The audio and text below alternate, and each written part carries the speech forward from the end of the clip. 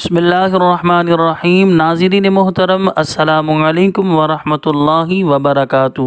ناظرین محترم، آج ہم آپ حضرات کے سامنے نماز کی رکعتوں کی تعداد بیان کریں گے۔ سب سے پہلے فجر کی نماز سماعت فرمائیں۔ فجر میں کل 4 رکعتیں ہیں، 2 سنت 2 فرض۔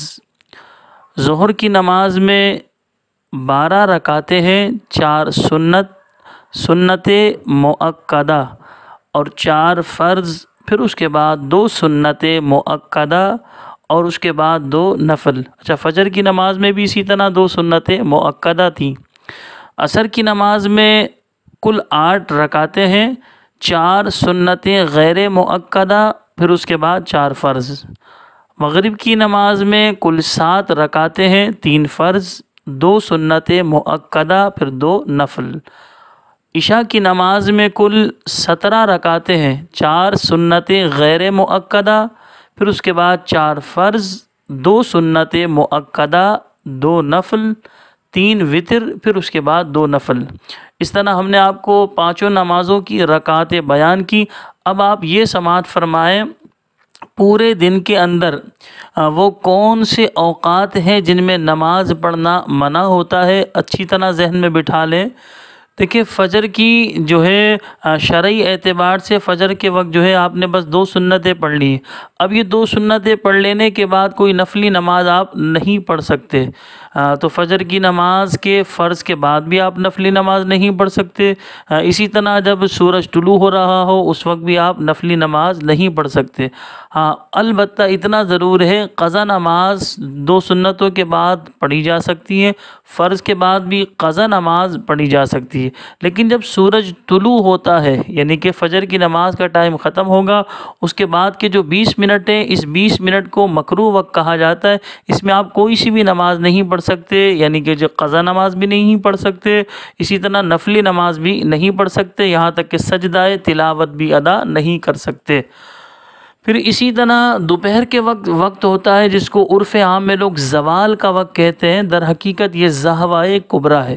اب اس زہوائے کبریٰ کے وقت میں علماء اسلام ارشاد فرماتے ہیں کہ اس وقت میں آپ کوئی سی بھی نماز ادا نہیں کر سکتے، یعنی قضا نماز بھی نہیں پڑھ سکتے اور نفلی نماز بھی نہیں پڑھ سکتے، اسی طرح سجدہ تلاوت بھی ادا نہیں کر سکتے۔ اب آپ کے ذہن میں سوال آ رہا ہوگا، دوپہر کے وقت جو زہوائے کبریٰ کے وقت ہے، یہ کتنے بجے سے کتنے بجے تک ہوتا ہے؟ تو یاد رکھیں، یہ سردی گرمی میں گھٹتا بڑھتا رہتا ہے، تو لہٰذا اس کا کوئی خاص وقت مقرر نہیں ہے، کبھی یہ بڑھ جاتا ہے کبھی گھٹ جاتا ہے، لیکن عرف عام میں لوگوں میں مشہور ہے کہ 12 بجتے ہیں تو زوال کا وقت ہوتا ہے، ایسا نہیں ہے۔ یہ تقریباً 40 منٹ ہوتا دوپہر میں، یہ مکروہ وقت۔ تو لہٰذا کیلنڈر کی مدد سے آپ دیکھ لیجئے گا آج کی تاریخ کے مطابق کہ آج کی تاریخ یہ ہے، اس کے مطابق کتنے بجے یہ شروع ہوگا، کتنے بجے ختم ہوگا۔ صحیح۔ تیسرا وقت ہوتا ہے جو ہے، اسی طرح فقہا بیان فرماتے ہیں، عصر کی نماز کے بعد نفلی نماز پڑھنا منع ہوئے، لیکن اگر بندہ قضا نماز پڑھے تو شرعی اعتبار سے قضا کی ادائیگی کر سکتا ہے۔